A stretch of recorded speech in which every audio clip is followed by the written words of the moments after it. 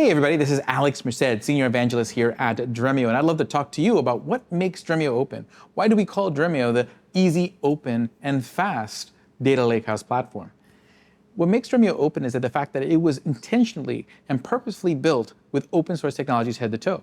Whether that is Apache Arrow for data processing, Apache Calcite for helping parse and plan queries, whether it's Apache Iceberg for storing your data in a format that not only allows Dremio to query effectively, but allows other tools to access that data effectively too, or Merced that allows you to catalog your data and bring that data to any tool that you would like.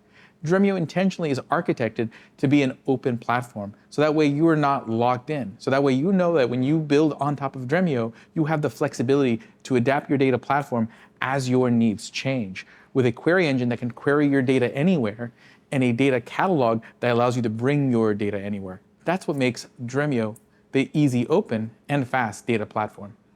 Thank you very much. I'll see you in the next one.